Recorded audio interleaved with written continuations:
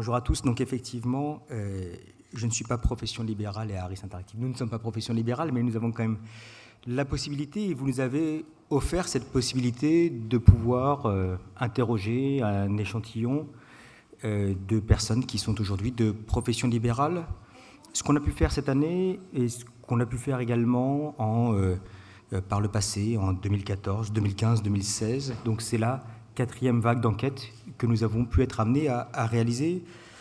Comme l'a indiqué effectivement tout à l'heure Yves Tréhard, non seulement pour pouvoir voir de manière générale quel est le regard des Français, enfin quel est le regard qui est porté par les professions libérales à l'égard de l'activité libérale, mais également le regard qui peut être porté sur les premières réformes qui ont été entreprises et dont on a beaucoup parlé, notamment celle qui est présentée comme étant la loi travail, voire la confiance à l'égard des différents acteurs. Alors, une des premières questions qu'on se pose souvent lorsqu'on interroge et lorsqu'on travaille auprès d'un échantillon, c'est qui nous a répondu et dans quelles circonstances. Vous pouvez le voir ici, une enquête qui est une enquête récente, qui a été réalisée du 17 au 28 novembre dernier. Donc vous le voyez, les résultats viennent juste d'être terminés, d'être traités. Et puis, une enquête qui a été réalisée, vous pouvez le voir, auprès d'un peu plus de 1200 personnes qui ont été amenées à pouvoir répondre à cette consultation avec la même méthode et le même protocole auquel nous avions eu recours par le passé.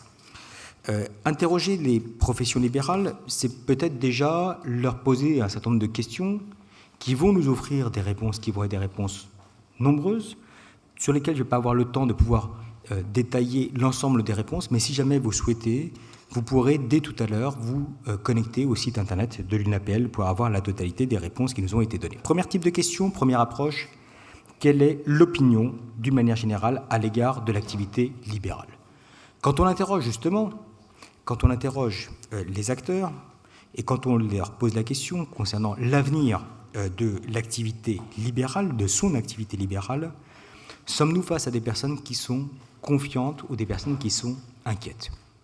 Un peu comme l'ensemble des Français, lorsqu'on les interroge et lorsqu'on les projette vers l'avenir, on peut voir qu'il y a quasiment un rapport de 2 tiers, 1 tiers. 1 tiers, un peu moins, qui se déclare peu ou pas inquiet du tout à l'égard de l'avenir. 70% qui, en revanche, se déclarent comme étant très ou assez inquiets à l'égard de l'avenir. On n'est plutôt pas inquiet lorsqu'on est bien installé dans la vie, lorsqu'on a 65 ans et plus, lorsqu'on est dans une zone rurale ou lorsqu'on est dans un secteur technique, voire dans le cadre de vie. En revanche, les niveaux d'inquiétude sont un peu plus élevés de la part de ceux qui ont au moins un salarié, de la part de ceux qui sont dans 2 secteurs, le secteur du droit et le secteur de la santé. On revient globalement à un niveau de préoccupation et à un niveau d'interrogation à l'égard de l'avenir qui est celui que nous avions pu mesurer en 2014 lors des premières enquêtes que nous avions pu être amenés à réaliser. Donc des professions libérales qui ne sont pas complètement sereins à l'égard de l'avenir. Et pourtant, quand on les interroge sur quelques mesures ou sur quelques orientations récentes, on peut voir par exemple que lorsqu'on leur pose la question spontanée, qu'on ne leur propose absolument rien comme réponse et qu'on les laisse s'exprimer de la manière la plus large possible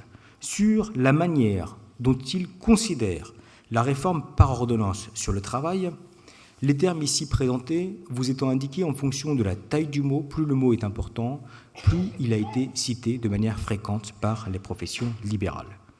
C'est le terme réforme, c'est le terme travail, c'est le terme entreprise, c'est le terme également qui renvoie à la flexibilité, à la simplification, à une réforme qui apparaît comme étant nécessaire, et puis cette exclamation que l'on ne voit pas souvent lorsqu'on pose une question de manière spontanée aux Français lorsqu'on les interroge ou aux professionnels par rapport à leur activité, vous le voyez, le terme « enfin ».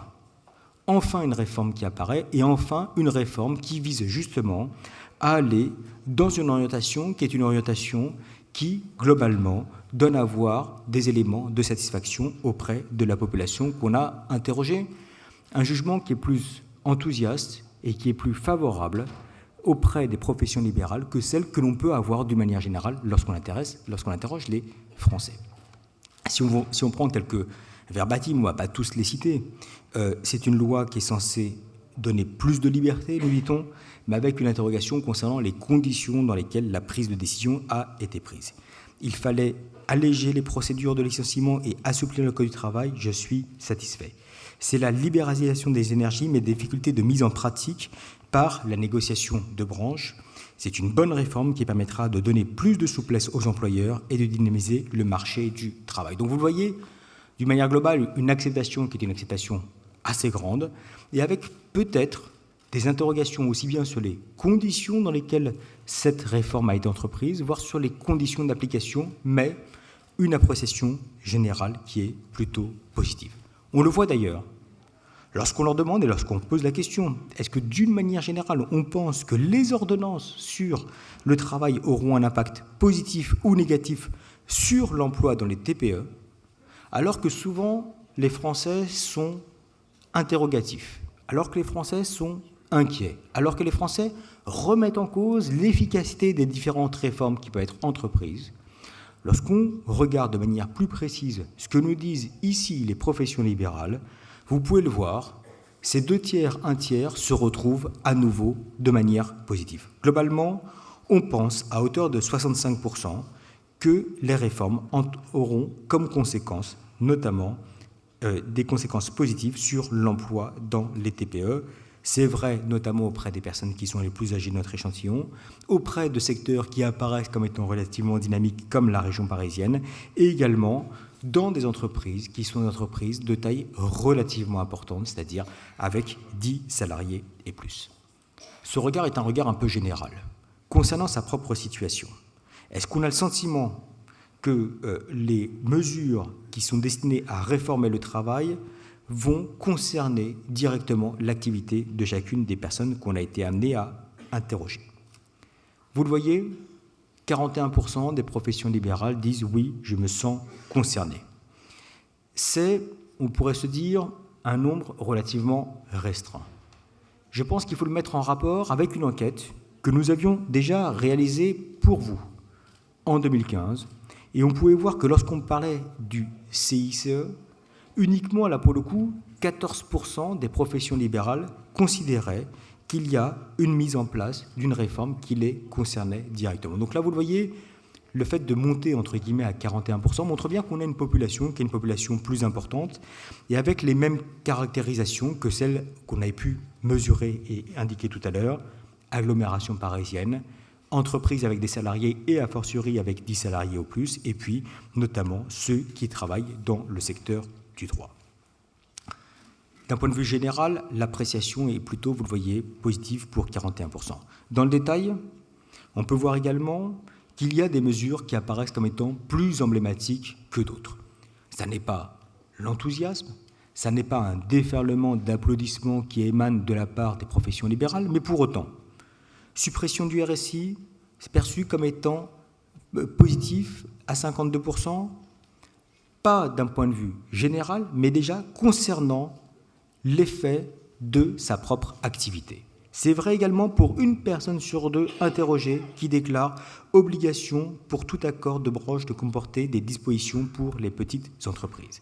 Accord qu'il sera possible de passer directement avec les salariés de l'entreprise, sensiblement le même niveau, tout comme la réforme relative au prud'homal, tout comme également le fait pour son entreprise d'avoir la possibilité de déroger aux accords de branche, tout comme enfin le moindre poids des organisations syndicales qui représentent moins de 50% des salariés.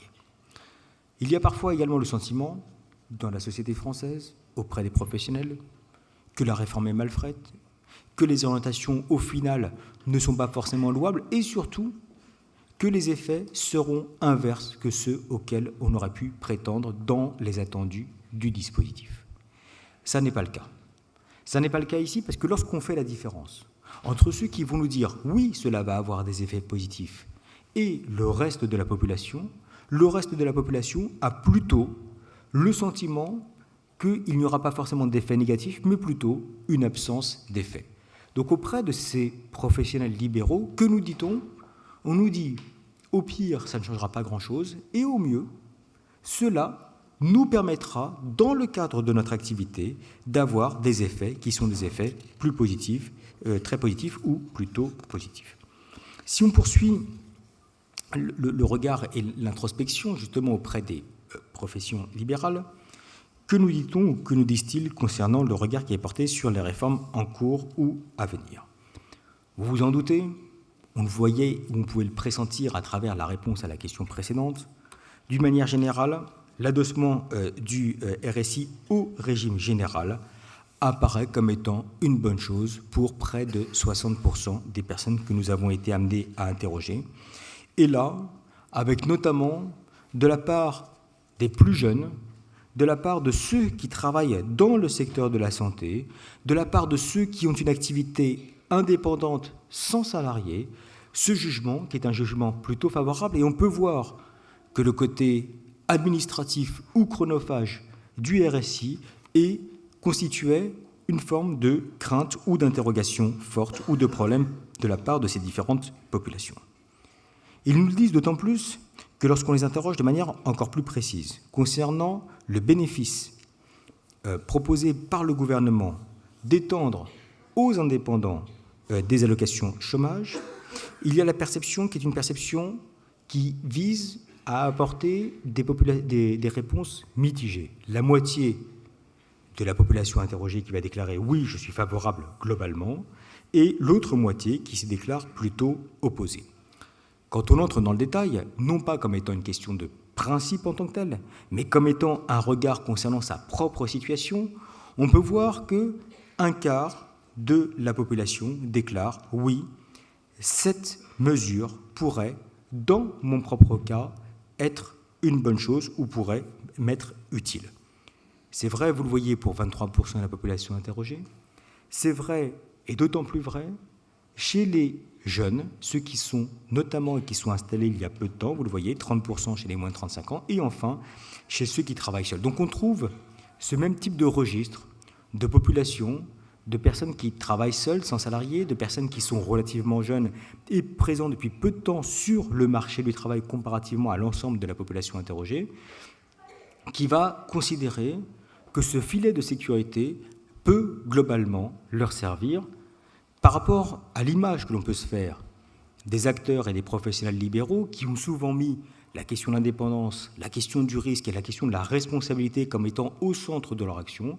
Le fait que 1 sur 4, pas n'importe lesquels, mais 1 sur 4 déclare aujourd'hui qu'il considère comme étant plutôt positivement et qu'il voit l'utilité à titre personnel potentiellement de cette réforme, je pense est à considérer. On regarde cela, on peut regarder également la satisfaction à l'égard de différents outils qui sont mis à leur disposition. Quels sont-ils? La complémentaire santé, satisfaction, vous le voyez, à hauteur de 72% de la population interrogée. Regard sur l'assurance prévoyance, on avait indiqué ce dont il s'agissait, plus d'une personne sur deux qui déclare qu'ils en sont satisfaits.